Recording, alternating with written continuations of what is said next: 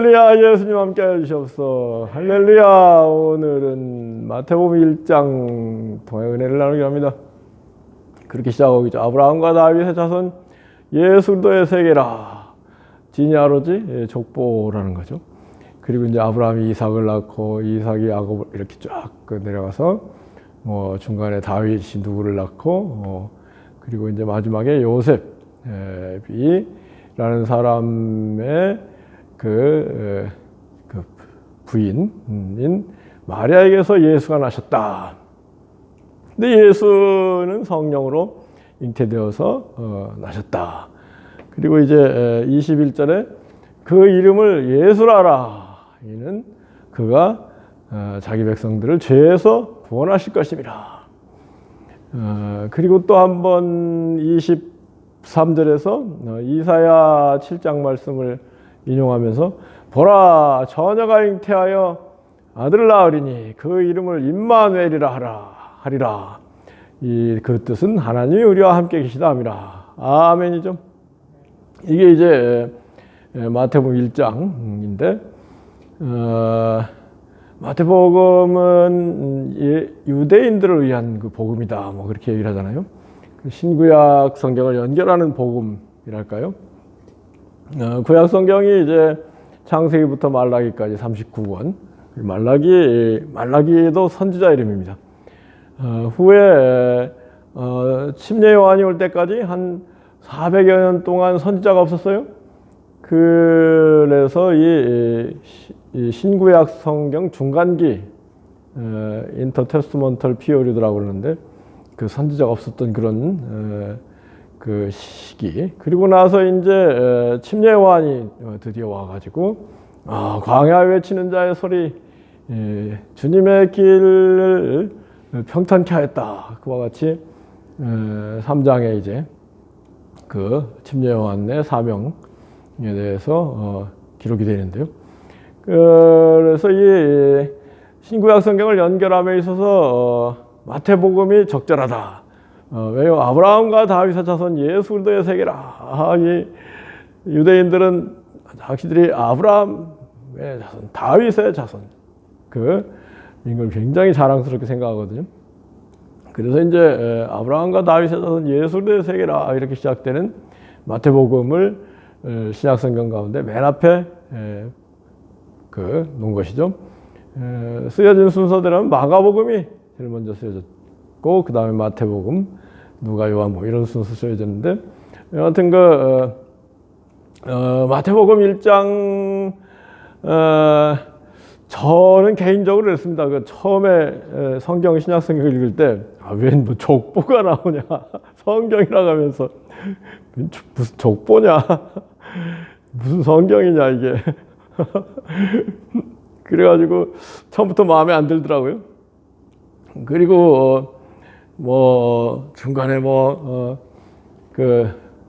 유다는 다말에게서 베레스와 세례를 낳고 그 다말이라는 여자가 나오는데 이 다말은 유다의 그 자부 며느리였습니다. 그죠? 그리고 기생 라합에게서 누구를 낳고 이런 얘기가 나오고 그 다음에 다윗은 우리아의 아내 바세바에게서 솔로몬을 낳았다. 다윗이 남의 아내를 슬쩍 데려다가 간음해가지고 그리고 물론 나중에 우리아를 죽인 다음에 그 부인으로 삼고 솔로몬이 태어난 건데 그러면서 이제 아브라함부터 다윗까지 14대 다윗부터 바빌론으로 끌려갈 때까지 14대 그 이후에 또 14대 나라가 유대가 망해가지고 이제 바빌론으로 끌려가고 임금도 없는 상태에서 14대가 갔다. 그리고 요셉의 마리아의 남편 요셉이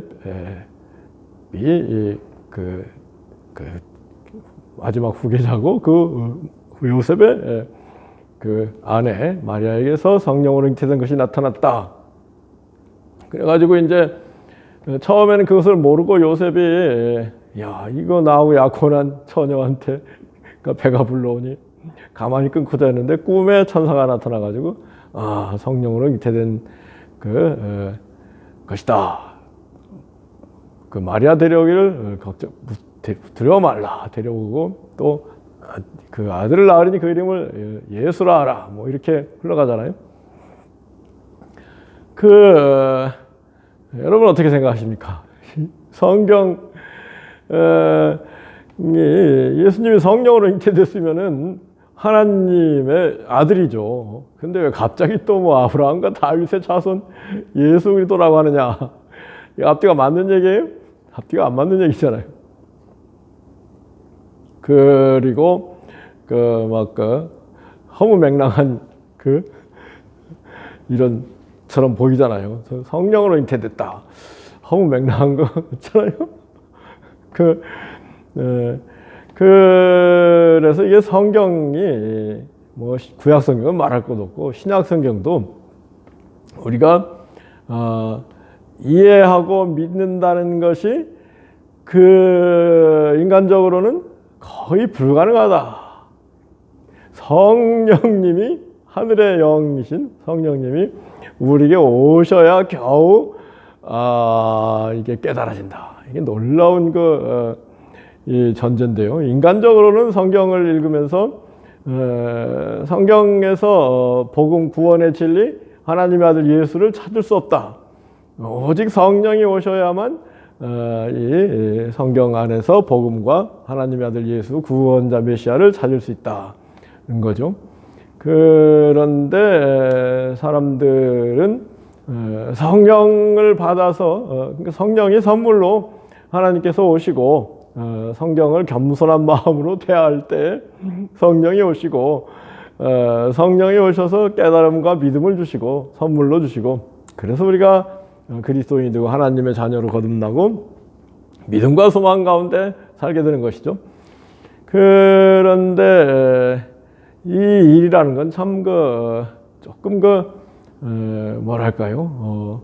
성경 다음에 이제 우리가 이제 믿음을 갖게 된 다음에도 성경을 읽으면서 성령의 조명 아래 성경을 늘 읽어야 할 필요가 있다. 인간적으로 읽으면 자꾸 뭔가 부정적인 생각, 의심스러운 생각이 자꾸 생기고 그 은혜가 안 된다. 이런 성경의 문제라면 문제죠. 그냥 핵심만 딱 진리만 얘기해서 그거를 딱 읽고 믿게 하면 얼마나 좋아요. 그런데 마태, 마가, 누가, 요한, 뭐 사도 바울 이런 성경을 신약 성경을 쓴 사람들이 슬그머니 인간적인 생각을 갖다 집어넣은 부분이 상당히 있거든요. 그래서 마태복음 아브라함과 다윗의 자손 예수를 되새겨라. 그것도 물론 뭐 성령의 감동이 있었겠지만은 조금 마태 자신의 인간적인 측면이 저는 포함되어 있다고 생각합니다. 누가복음으로 넘어가면은 또 예수님의 조상을 거꾸로 이렇게 해서 아담까지 이렇게 써놨잖아요. 그런데 마태복음에 나온 예수님의 조상이라고 하는 사람들하고 누가복음에 나와 있는 예수님의 조상이라는 사람들하고는 굉장히 어긋나는 불일치하는 부분이 상당히 있습니다. 왜 이런 결과가 되느냐? 그것도 누가복음을 기록한 누가도 슬그머니 자기 생각대로 포함해서 이렇게 해놓은 건지 정확한 건 아무도 모른다. 이게 진실이라고 하겠습니다. 그런데 이제 신약 성경 자체도 굉장히 믿기 어려운 부분이 많이 있다. 벌써 아브라함과 다윗의 자손 예수라고 하는데 왜 갑자기 아브라함과 다윗의 자손 예수라고 그러냐? 예수가 성령으로 잉태됐다고 그러는데 그게 가능한 일이냐? 물론 우리가 믿음을 갖고 성령을 받으면은 예수님이야말로 성령으로 잉태된 하나님의 아들 독생자이시다. 이걸 믿지 않으면은 아무것도 못 믿습니다. 그래서 흠과 티가 없이 성령으로 잉태되신 하나님의 아들 예수 그리스도, 하나님의 어린 양 예수 그리스도께서 십자가에서 정말로 깨끗한 하나님의 어린 양으로 희생의 제물이 되셨기 때문에 우리 구를 구원할 수 있는 것이죠. 예수님도 죄가 있다면은 죄 있는 인간의 후손으로 태어나서 그 죄가 있는 분이라면 뭐 그분의 희생이 그렇게 큰 의미가 없고 우리 인간의 죄를 씻을 수 없는 것인데, 예수님은 죄가 없는 분으로 그 십자가에서 희생의 제물이 되셨기 때문에 그 희생의 가치가 정말로 이루 말할 수 없이 그 고귀한 희생이고, 뭐 정말 온 지구 천하를 뭐 천번 만번 뭐 온 우주와도 바꿀 수 없는 희생이 되는 것이고, 그렇기 때문에 우리 인간의 죄가 천하보다 무겁다고 하더라도 씻을 수 있고, 이것을 믿고 죄를 용서받고 하나님의 자녀가 되고 천국에 들어가는 것이죠. 이게 기독교입니다. 그러면서 성경을 우리가 읽을 때 늘 성경 속에 있는 그 보물을 찾을 수 있어야 됩니다. 아멘이죠? 그냥 뭐 쓸데없는 얘기들 가지고 자꾸 뭐 의심하고 왜 이런가 뭐 이래서야 그 은혜가 안 되는 거죠. 성령의 조명 아래 겸손한 마음으로 기도하면서 성령님 오셔서 이 놀라운 성경 속에 들어있는 그 은혜의 말씀들, 보배로운 진리, 교훈들을 내 것으로 만들게 하여 주십시오. 이렇게 기도하면서 읽어야 됩니다. 그냥 뭐 대충 읽어가지고는 이상한 책이 되볼 수 있고, 뭐 잘 믿기 어려운 그런 책이 될 수 있죠. 그래서 성령의 그 인도하심, 성령의 조명, 성령이 비추셔가지고 깨닫게 해주시고, 그러면서 그 중에서 이 보배를 찾을 수 있어야 된다. 다이아몬드가 많이 있는 데가 남아프리카 뭐 이런 데는 다이아몬드가 많이 있다고, 다이아몬드 광산 가면 다이아몬드가 많이 있죠. 금광에 가면 금이 많이 들어있죠. 그렇다고 해서 여러분 금광에 금이 그냥 쏟아지는가요? 다이아몬드 광산에 간다고 다이아몬드가 쏟아지는가요? 그렇지 않습니다. 다이아몬드석, 금이 들어있는 광석을 골라가지고 또 캐는 거예요. 캔다고 해서 그 광석 속에 다이아몬드나 금이 1% 정도 들어있으면 이거 많이 들어있는 겁니다. 그래서 그거를 다시 또 용광로에 녹여가지고 순금을 뽑아내는 거죠. 그러니까 금광석이라고 하더라도 그 중에 99%는 불순물이란 말이에요. 1%안 그렇습니까? 여러분 생각해 보세요. 1kg짜리 금광석을 용광로에 녹여가지고 1000kg인가요? 1000g인가요? 1%라면 해도 10g짜리 금이 나오면 어마어마한 거죠. 성경도 그렇습니다. 구약 전체에서는 이 황금과 같은 보배로운 복음의 진리가 구약이 한 1500페이지인데 그 중에서 한 15페이지나 될까요? 그러면 1% 되네요. 그죠? 예. 신약은 이게 그야말로 너기트인데 보물덩어리인데, 그렇다고 하더라도 신약 성경 가운데 정말 다이아몬드, 순금과 정금과 같은 보배로운 말씀은 복음서에는 한 50%, 그리고 그 밖에 성경에서는 한 10% 정도밖에 안 된다. 이게 제 통찰입니다. 이걸 전제로 해서 우리가 성경을 읽으면서 은혜의 세계로 들어가는 거지, 늘 성령의 조명이 필요한 것인데, 구약도 이제 성령이 기록했다고 하지만은 구약 시대의 성령이라는 건 일반 성령, 그런 차원의 성령, 예수님의 영이 나타난 것, 예수님의 성령이 나타난 것은 뭐라고요? 구약 1500페이지 가운데 1%, 15페이지 정도다. 신약 성경 가운데 예수님의 성령 가운데 특수 성령, 특별 성령이죠. 구원의 진리를 가르쳐주는 특별 성령. 그야말로 성령 중에 성령이죠. 예수님 왕 중에 왕이라고 하는데, 구약 시대에는 수많은 왕들이 있었잖아요. 그 그림자죠. 그런데 이제 신약 시대 왕 중에 왕이신 예수님, 구약의 선지자들도 뭐 그 진리를 얘기했지만은 그 진리의 그림자를 얘기한 것이고, 예수님은 진리 자체를 얘기하신 거죠. 그래서 요한복음 1장에서 뭐라 그래요? 율법은 모세로 말미암아 왔지만 은혜와 진리는 예수님으로 말미암아 왔다 그러잖아요. 이런 그 통찰이 전체적인 조감을 전제로 해서 성경을 읽고 이해를 해야지, 그냥 뭐 똑같이 뭐 이렇게 취급한다? 이건 조금 그 맞지 않는다는 게, 별로 은혜가 안 된다는 게 제가 그동안 신앙생활하면서 체험한 겁니다. 그래서 이제 그러면 마태복음 1장에서 핵심이 되는 보물과 같은 말씀 두 구절은, 첫째는 그 21절 말씀입니다. 아들을 낳으리니 그 이름을 예수라 하라. 이는 그가 자기 백성을 죄에서 구원하실 자심이라. 그 예수라는 이름은 자기 백성을 죄에서 구원하실 분이다. 신학적으로야 뭐 예수가 구약의 여호수아라는 이름이다. 뭐 이렇게 여호수아가 그 모세의 후계자잖아요. 여호수아라는 성경도 있고. 그런데 여호수아의 역할도 상당히 중요한 거죠. 그런데 이제 그 예수님이 그 당시 예수님 당시에 말 아람어를 썼는데, 히브리어가 조금 변형돼 가지고 아람어를 썼는데, 그 아람어로 여호수아가 예수라는 거죠. 이게 그 역사를 이렇게 언어 역사라는 게 쉽지 않잖아, 이해하기가. 우리나라도 옛날 세종대왕이 나란 말씀이 중국에 달라 이렇게 되잖아요. 근데 지금은 어떻게 돼요?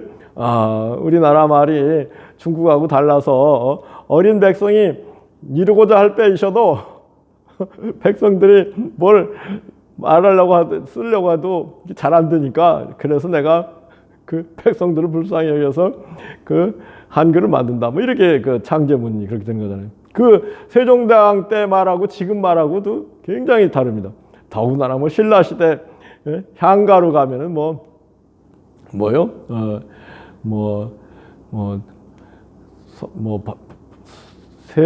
셔업을 발기달에 서라벌은 경주에 신라의 옛날 발기달에 밝은 달 아래 그 셔업을 발기달에 말이 바뀌듯이 하여튼 그런 건데, 하여튼 우리가 성경 복음서도 마찬가지로 핵심되는 말씀을 우리가 받아가지고 그 말씀을 뼛속 깊이 새기고 그 말씀 속에 들어있는 놀라운 보배로운 그 진리를 내 것으로 만들어야 된다. 아멘이죠. 그래서 이 1장의 첫째 요절은 21절 뭐라고 그랬어요? 이름을 예수라 하라. 이는 그가 자기 백성을 죄에서 구원하실 자심이라. 이게 어마어마한 얘기입니다. 이 인류를 죄에서 구원한다는 것은 자기 백성, 하나님의 백성이니까 모든 인류를 얘기하는 거죠. 그 죄에서 구원한다는 게 뭐냐? 이 죄가 뭐예요? 욕심이 잉태한즉 죄를 낳고 죄가 장서 사망이 된다. 인간들이 욕심과 죄와 사망의 노예로 살아가고 있는 인간들을 구원한다는 겁니다.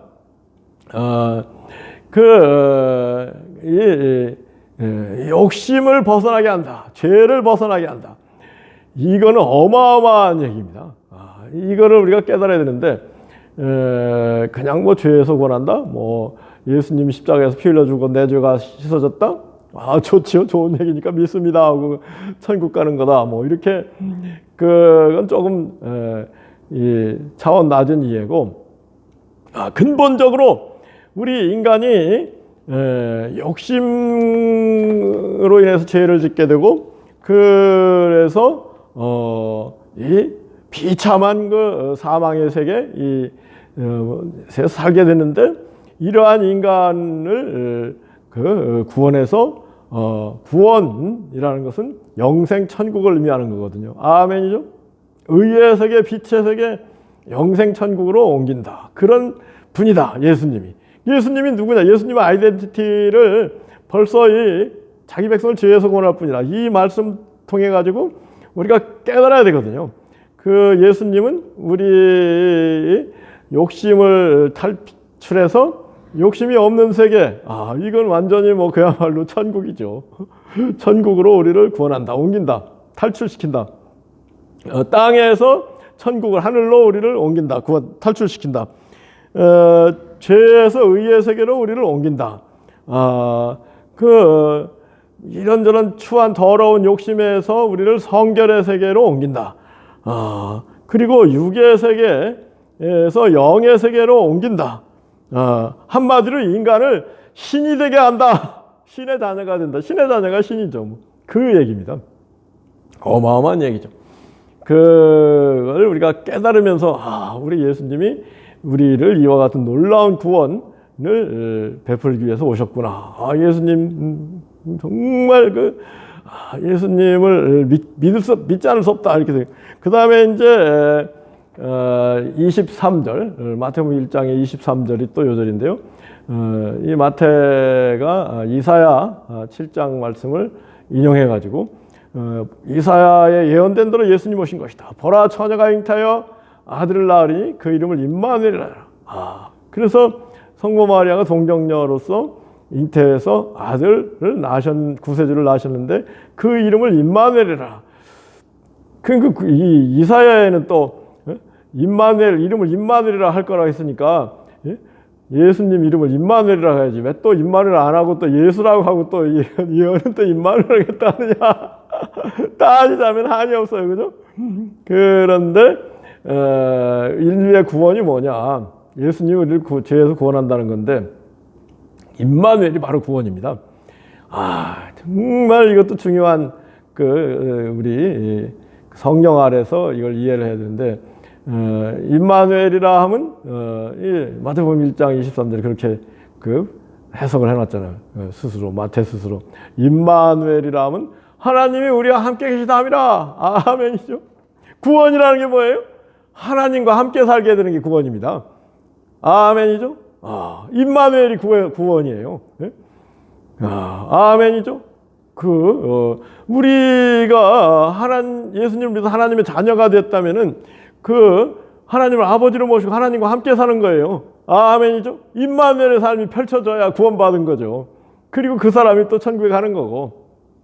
그래서 자기 백성을 죄에서 구원하실 분이라 임마누엘, 하나님이 함께 하신다는 뜻이라. 이거는 동전의 양면과 같은 겁니다. 한쪽 면은 죄를 씻고 다른 면은 죄가 씻은 다음에 하나님의 자녀가 돼서 하나님과 함께, 보다 정확하게는 하나님의 영이신 성령님과 함께 믿음, 소망, 사랑, 기쁨, 평화 가운데, 빛 가운데, 은혜와 진리 가운데 천국의 생명을 앞당겨 사는 그와 같은 축복이 우리에게 있다는 가르침이죠.